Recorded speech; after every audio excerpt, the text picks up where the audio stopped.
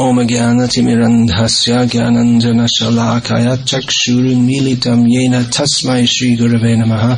Srimad Bhagavatam, Canto 2, Chapter 2, Text 35, Translation and Commentary by His Divine Grace A.C. Bhakti-Vedanta Swami Prabhupada. A logical approach to understanding the existence of the personality of Godhead is expounded in this verse and purport. Starting with the proposition of accepting our own existence, we can expand that to understand the existence of God. The atheist means he doubts or denies the existence of God. He doesn't doubt or deny the existence of everything unless he's completely insane. That type of insanity is called Buddhism. But actually they also don't doubt the existence of everything. They only say verbally that they doubt that they don't believe in anything. When they're feeling hungry, they don't doubt the existence of bread. So the atheist, he accepts or the non-voidist atheist accepts the existence of matter, unless he's a Mayavadi, who says, Brahma Satyam Jagan Mithya, that spirit is reality and this world is false. But they again fail the bread test. They're falsely feeling hungry and they falsely feel attracted to a piece of bread. Why? If it's all false. So, actually the ability to doubt is not in itself bad, but doubt, if it is accepted as a principle, is called skepticism, by which we don't progress to understand anything beyond our own stomachs and genitals. Descartes, was it not, who founded his philosophy on the basis of doubt with his observation, I think, therefore I am, that I might doubt everything else. It might be that the whole universe is just some big hallucination which is being imposed upon me, or to take doubt to the extreme level. We could say that you don't exist, you're just an illusion. But I perceive that I exist, therefore, because I think, I'm able to think all these different philosophical thoughts, so therefore I must exist. So there's a beginning for some philosophical wanderings and wonderings. You have to begin with some axiom. Even the voidists who say that nothing exists, they have big philosophical construct to try to demonstrate that. And different schools of Buddhism, in the past, they have fought fiercely with each other over the nature of nothingness. Sounds rather meaningless, doesn't it? But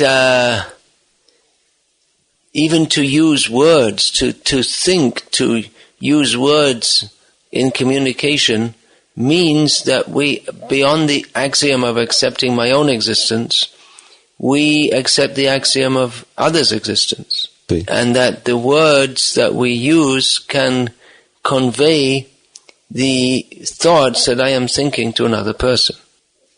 And that words denote objects as well as concepts suggests that the objects also exist. So practically to speak, to use language, is in itself an affirmation of existence. Although, as you probably have experience with Western neo-Mayavadis who haven't even heard the term Mayavadi, once you start to defeat them in argument, they say, words. It's just words. To nullify the meaning, to just say that, when they're defeated in argument, they just say that, well, words have no meaning. Anyway, that's not the argument that's been developed herein. It's interesting that here in the Bhagavatam, just one verse is given to summarize this whole process. but it just summarizes what is actually a developed logical approach to understanding the existence of the personality of Godhead. Now the argument begins here with the same proposition, that I exist. The person who is philosophizing, he exists. That's his first axiom. Then who am I? I exist, but who am I? I am not the body. The common example we give, we say, my hand, my leg, my face, my chest, but who am I? This is my hand, but the hand is not me.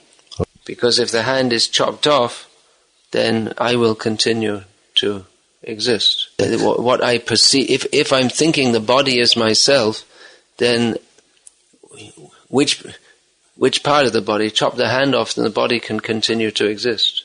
So you may say, well, if the heart is removed, and another one isn't put back pretty quick, then you would cease to exist. So maybe I am the heart.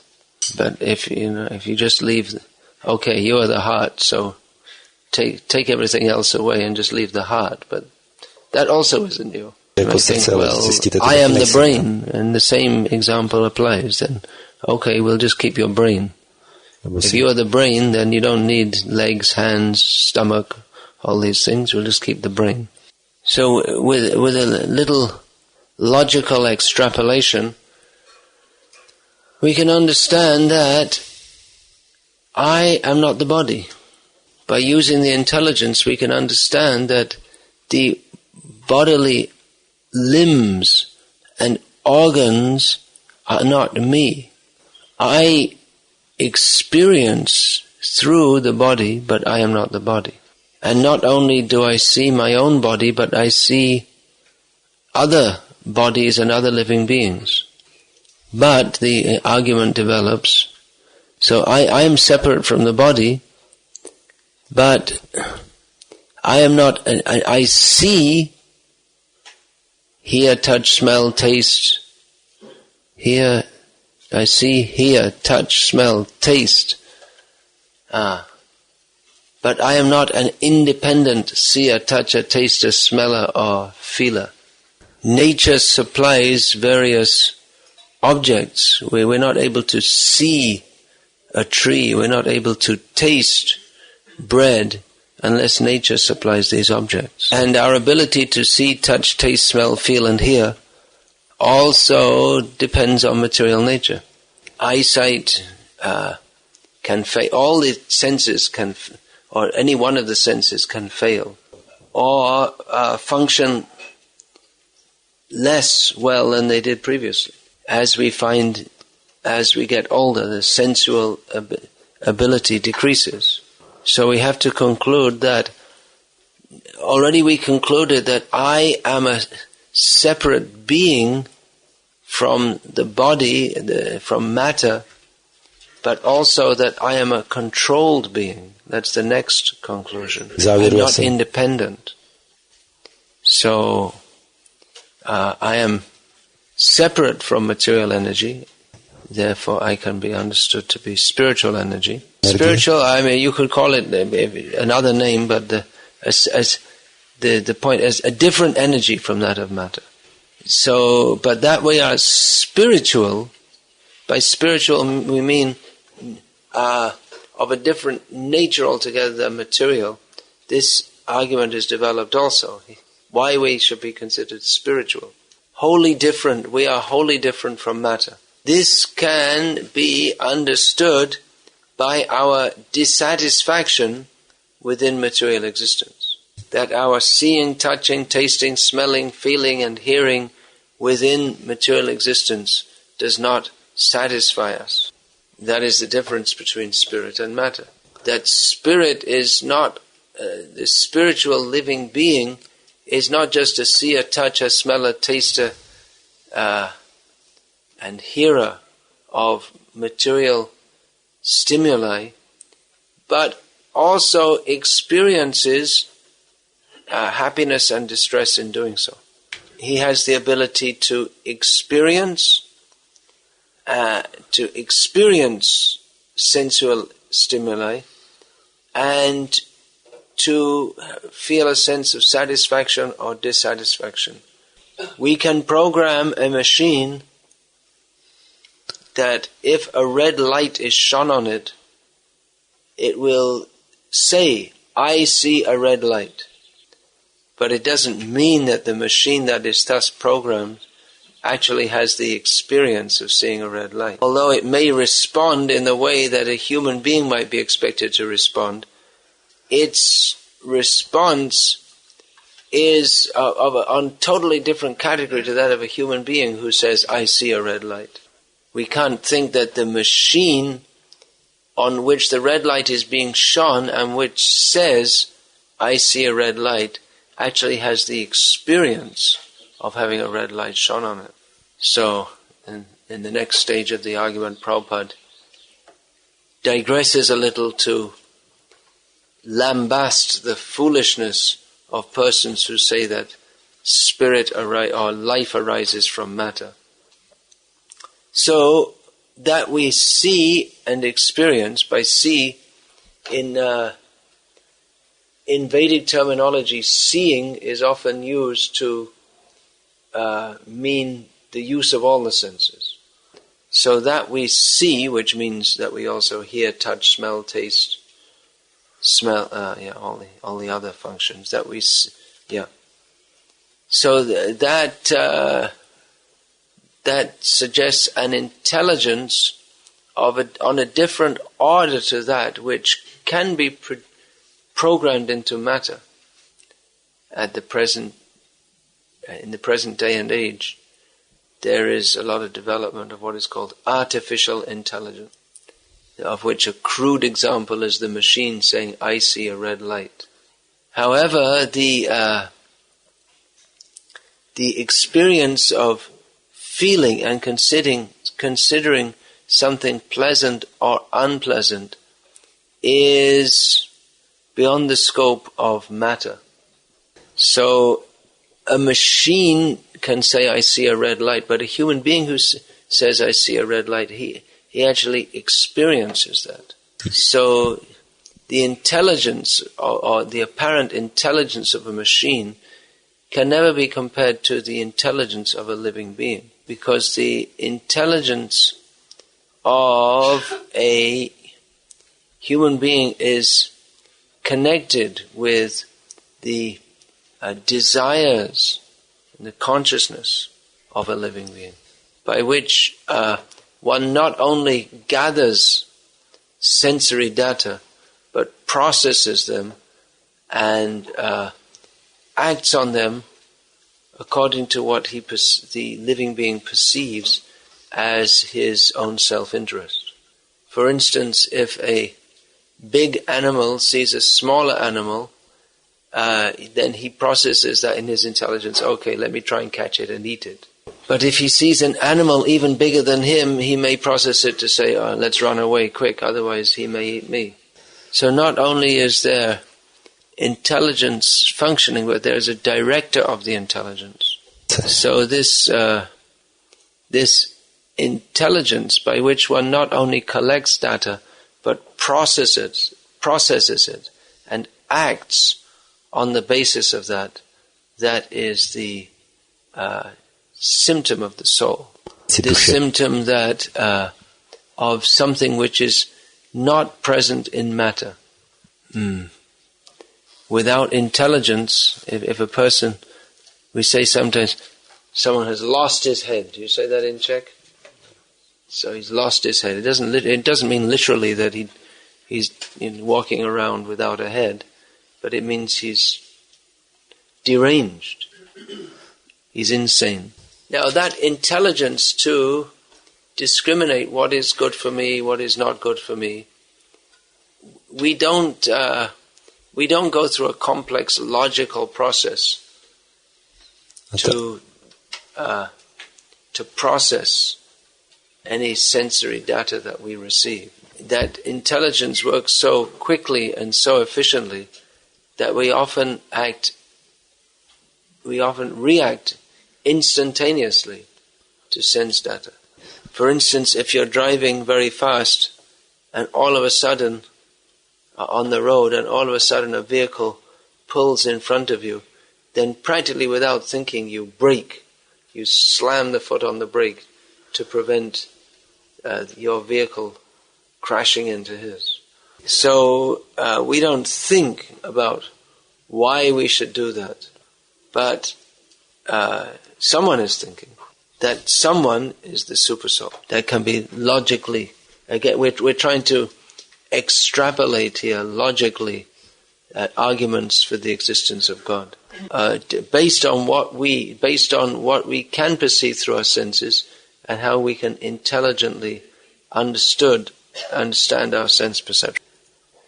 So what we call instinct is actually the direction of the Supersoul.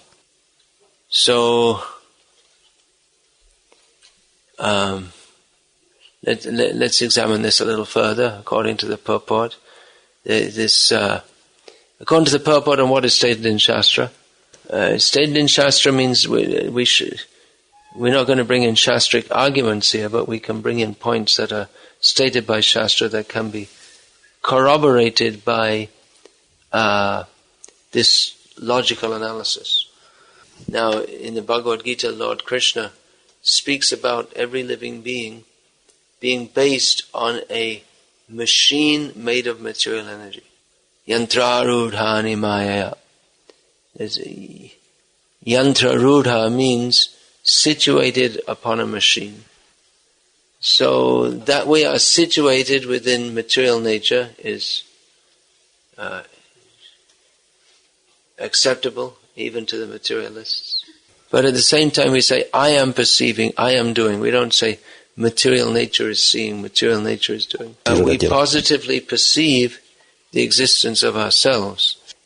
Although we say, I am seeing, we say, I am seeing, we ascribe this seeing to the bodily function of seeing. But the ability to see and the objects of vision are not within our control. The ability of vision can be taken away at any moment. And we don't arrange for the various objects of our vision to be in front of us. So we can conclude that there is a higher energy that gives us the power to see, and there's sense objects that are available for us to see. So if we can admit this fact, then we can start to search out that Supreme Being and find Him and surrender to Him. Otherwise, we can choose to remain in false material identification, thinking that I am the owner of this object, I am the doer of this action. The limit of our independence is to choose either to remain ignorant and foolish, or to adopt the true spiritual conception by recognizing the existence of this Supersoul. Then we get in touch with spiritual reality. That should be understood properly, that the Supersoul is a living being like us, but far superior to us. We may be very proud of our intelligence, but we are not that intelligence, we are not the suppliers of, that is given by the Supersoul. And just as He gives it, He can take it away also. Just as, for instance, we find so many old people suffering from senility. They lost their intelligence. Or even one may be very intelligent and live a long life, and up to his last days be in very good brain order. Brain is in good order. But at death, all the acquired knowledge and use of intelligence is gone. It's taken away. So again, that just proves that although we may be very proud of our intelligence, we are not the controller of anything. We're not even we think, oh, I'm so clever. But this cleverness, this is a gift of the Supreme Lord. So He gives it and He can take it away. Therefore we should be humble enough to recognize that whatever ability I have, that is not intrinsically mine. And in this way, by logical analysis, we can recognize that there is matter, there is spirit, and there is the super spirit or the super soul. And then again we consider that, well, what we call the super soul or the director of the intelligence, that there should be a principle even beyond him, beyond this material nature altogether. And although mundane philosophers will bring all kinds of counter-arguments, actually these arguments that are presented here by Srila Prabhupada in the purport are very good. So it's also a good argument to present that apart from overseeing this material world, God has his own kingdom where he enjoys. If we think that the supreme being, his only function is within this material world, then we grossly underestimate him.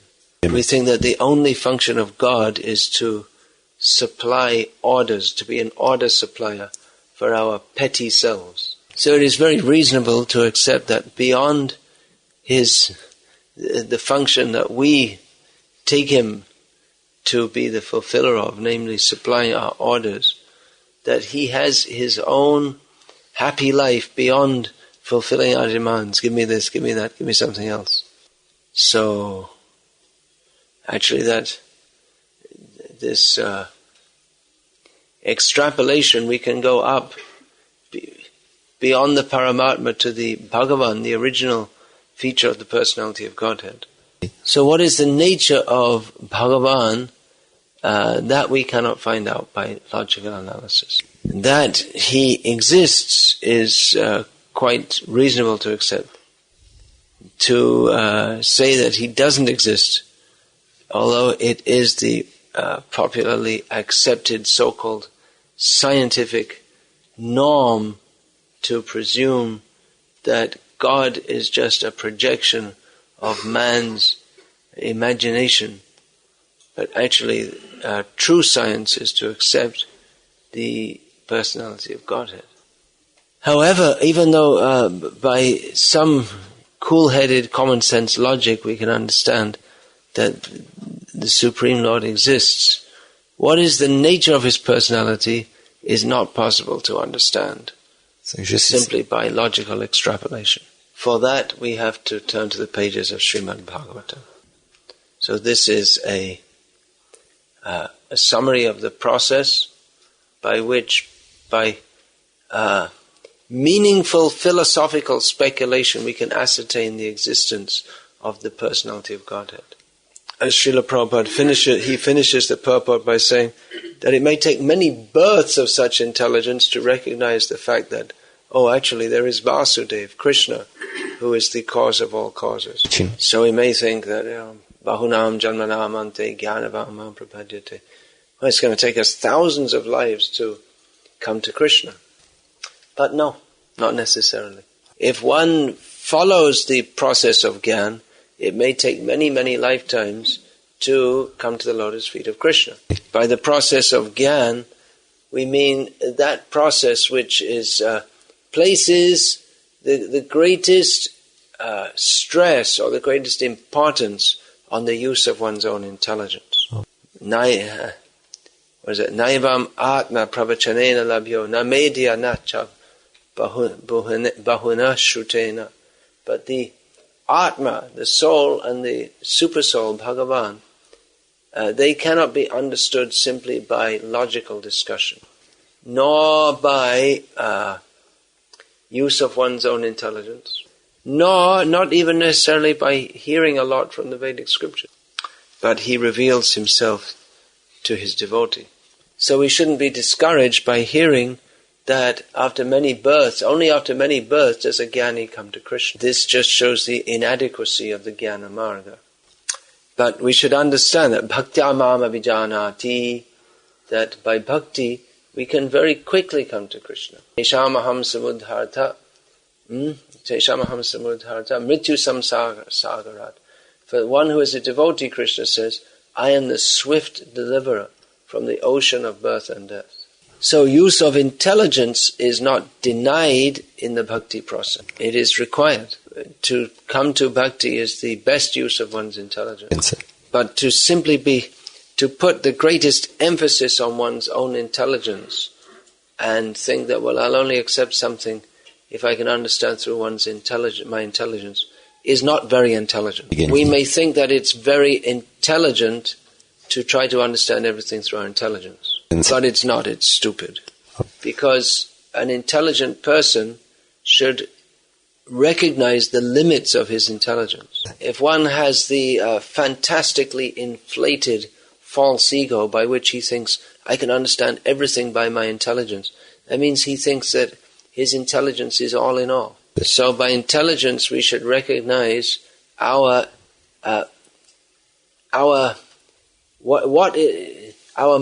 is so great about us. What is our massive position within this world? We should note our massive insignificance, and that we have intelligence, but we are very, very tiny beings. And therefore it is required to become humble and to pray that I cannot understand everything by myself. So you, please, you, the Supreme Intelligence, the Supreme Person, you please give me the intelligence by which I can come to you. And Krishna helps such a devotee. Tesham satata yuktanang bhajatang priti purvakam dadami buddhi yogam tam yena mam upayanti te. So bhakti is for the most intelligent person. You may say, well, how intelligent? We don't see many PhDs in your movement. PhD means for those who have taken their intelligence they've taken a wrong turning with their intelligence.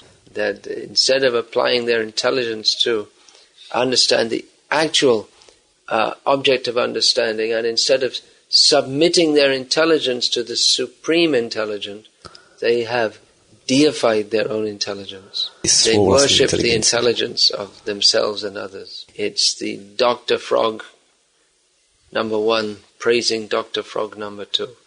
Shravid varahoshta karai sangstuta purusha pashuhu nayat karna pato peta jatu nama gadagrajaha. I think, in my opinion, all such persons are within ignorance, because they give so much importance to their own opinion. So many times people ask us, well, what do you think about this, that, something else? And I immediately reply, it doesn't matter what I think, because I'm a tiny little being with very limited intelligence. So my opinion isn't very important, nor is your opinion, nor is anyone else's opinion. We are interested in facts, not opinions. So fact is to be understood from Shastra. The Shastra here also gives us a process to apply our intelligence to understand the existence of that the Supreme Lord exists. One who has got perverted intelligence won't accept this process. They'll bring up so many objections and think themselves very intelligent for doing so. But even that we can understand the existence of the personality of Godhead by our intelligence doesn't mean that we can understand everything about it. We still have to pray for His mercy that He reveals Himself to us. That is the bhakti process. Any question about this? No. So everyone's intelligently convinced of the personality of Godhead. He's so intelligent. Right. I knew you all were, but as the purport discusses this, I thought I would discuss it also. Yeah. What's the point of discussion? Sometimes it is said that to engage ourselves in devotional service, we have to have a pious background, pious activities in the past, and other places. It said that to obtain a good karma, we have to engage in devotional service. So it looks like this dilemma of egg and chicken. Well, not exactly. Good karma usually refers to activities which lead to future favorable position for material enjoyment. Before one takes to devotional service, there are there are activities which can be performed which prepare and purify the person for being able to take to devotional service. This is called sukriti, which can be translated as pious. One can perform sukriti. For instance, one performs a pious activity in the Vedic literatures it's mentioned, it's described that by planting trees along the side of the road, one acquires piety. Because people who walk on the road will be shaded from the hot sun by the tree. You don't have much hot sun here, but just like you have about 8 months cold season here, so you have about 8 months hot season in India. So the shade on the tree is to plant a shade tree is a pious activity. So that is a pious activity, and in and of itself, that has got nothing to do with bhakti. But when Lord Chaitanya comes along the road chanting Hare Krishna on his tour of South India to deliver all living beings, the person who planted the tree gets the benefit of serving Lord Chaitanya.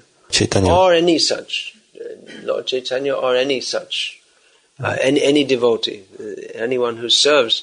The person who planted the tree might have died and gone to the heavenly planets, but he still acquires the effect of having served Lord Chaitanya. This is called agyata sukriti, unknown pious activity, which prepares us to take to devotional service. So does that help you to understand the chicken and the egg dilemma?